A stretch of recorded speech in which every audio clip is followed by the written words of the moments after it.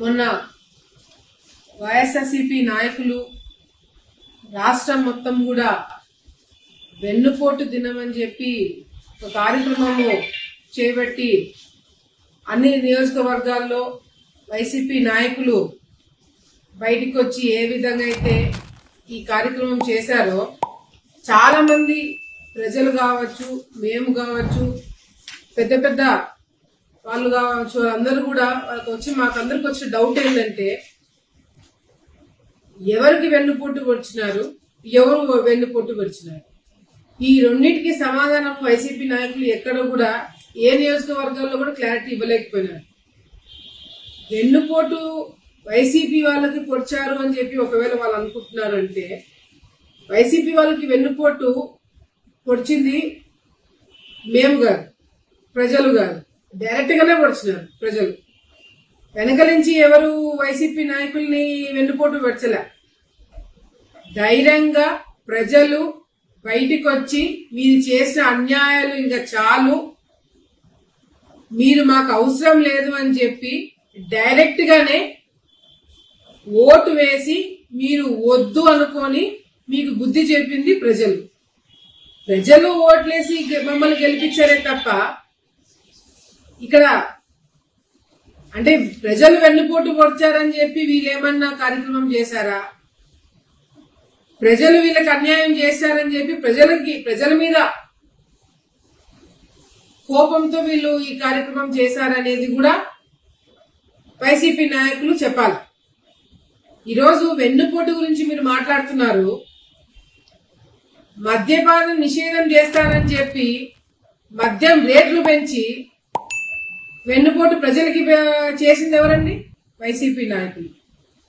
వివేకానంద రెడ్డి గారు ఆయన హత్య చేయబడితే సొంత చెల్లెలకి న్యాయం చేయకుండా ఆ కుటుంబానికి వెన్నుపోటు పొడిచింది ఎవరండి? వైసీపీ నాయకులు. షర్మిల గారికి ఆయన జైల్లో ఉన్నప్పుడు, జగన్మోహన్ రెడ్డి గారు జైల్లో ఉన్నప్పుడు షర్మిల గారిని రాష్ట్రం అంతా తిప్పి ఆమెకు చిన్న పదవి కూడా ఇవ్వకుండా ఇంట్లో నుంచి బయటకు గెట్టేసింది ఎవరండి? జగన్మోహన్ రెడ్డి. సొంత తల్లి ఆమెని అసెంబ్లీకి పంపించి ఈయన జైల్లో ఉన్నప్పుడు ఈమెను ముందు పెట్టి, విజయమ్మ గారిని ముందు పెట్టి రాజకీయంగా ఆమె వాడుకున్న తర్వాత అదే విజయమ్మ గారితో రాజీనామా పార్టీకే రాజీనామా చేయించి అందరి ముందర వెన్నుపోటు పొడిచింది ఎవరండి? జగన్మోహన్ రెడ్డి గారు. ఈరోజు వీళ్ళు వెన్నుపోటు గురించి వీళ్ళు మాట్లాడుతున్నారు. అదేవిధంగా జగన్మోహన్ రెడ్డి గారు ఇక్కడే నేను ఇల్లు కట్టుకుంటాను, ఇదే రాజధాని అని చెప్పి, అమరావతి రాజధాని అని చెప్పి ఇక్కడే ఇల్లు కట్టుకుంటానని చెప్పి రైతులకి, ఆ ప్రాంత ప్రజలకి, రాష్ట్రానికి వెన్నుపోటు పొడిచింది ఎవరండి? జగన్మోహన్ రెడ్డి గారు, వైసీపీ పార్టీ.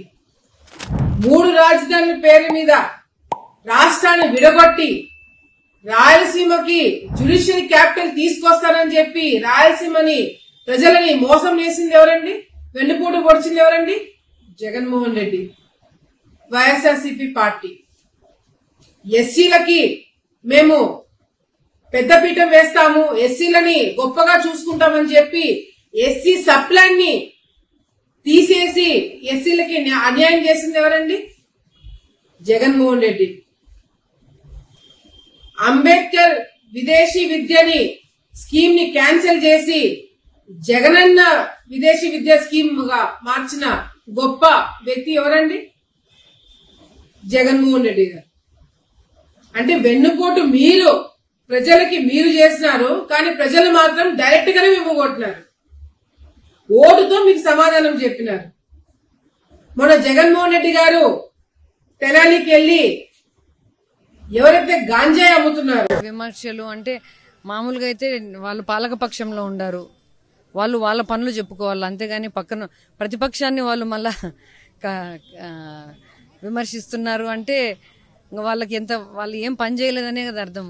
మామూలుగా ప్రతిపక్షం పాలక పక్షాన్ని విమర్శిస్తూ ఉంటుంది, ఎందుకంటే వాళ్ళకి కదా అధికారం ఉన్నింది 5 ఏళ్ళు, ప్రజలకు చేయగలిగే ఛాన్స్ ఉన్నింది వాళ్ళకి. సో వాళ్ళు మమ్మల్ని విమర్శిస్తున్నారంటే వాళ్ళు ఏం చేయలేదు, ఏం చెప్పుకోలేకుండారు కాబట్టి చేస్తారు. జగనన్న వస్తే నవరత్నాలు ప్రతి ఇంటికి చేరుతాయని ఇస్తున్నాము. పులివెందుల ప్రజలకు అంటే గత 30-40 ఏళ్ళుగా మా ఫ్యామిలీ ఎట్లా వాళ్ళకి ఏం అవసరం ఉన్నా కూడా మేము స్పెషల్గా హామీ ఇకపోయినా వీఆర్ దేర్ ఫర్ దెమ్. మేము వాళ్ళకి అందుబాటులో ఉంటాం ఎప్పుడు. రైట్.